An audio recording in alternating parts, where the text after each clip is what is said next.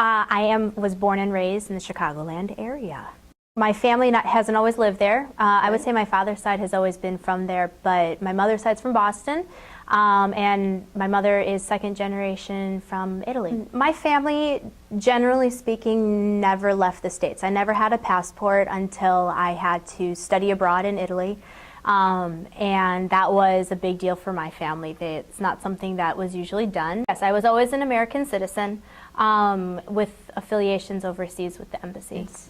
Going to Latin America worked for me because I wanted to learn more about the language and the culture, and for some reason I've just always been attracted to the Latin culture, everything from the food to the music, and felt that Central America was close enough so I could come home when I needed to, but far enough away where I could get that experience. So I ended up in El Salvador for 2 years, and for those 2 years I taught 5th grade at the American Embassy School.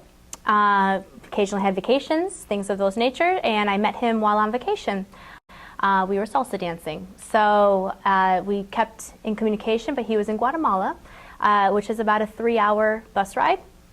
So we would see each other on weekends, maybe once a month, and eventually we decided I should move to Guatemala, work in Guatemala, and I ended up living with his family in Guatemala for a year. I found was so easy about choosing to leave the United States was how the amount of communication that we have at our fingertips, how quick you can access anything. I could access my local news via the internet, to our national news in a second. You know, communication on Skype or any kind of video conferencing was easy.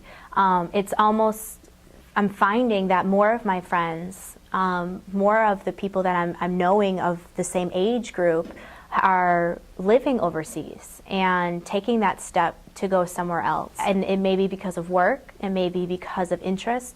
Many times it's because they just want to have an adventure.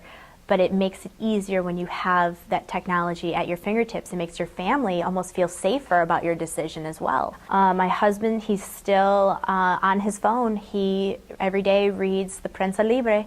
He reads the local newspaper in Guatemala, and he's able to communicate with them very frequently. The touch feeling of being with family is lost, and the communication that you have on a physical level is lost a lot of times, and it's almost awkward when you see them again because you've been communicating virtually for so long. But it's making life a lot easier, and I think a lot more people are wanting and willing to go further away from home because of the technology influences that are out there. The world is indeed getting smaller, and if you take it upon yourself to educate yourself while you're away, you can know everything that's happening around you in the area that you're living as well, internationally. And that makes it a powerful world when you can understand not just the culture of the area that you live in, but also the politics and the current events that are happening locally. It makes it a very powerful tool.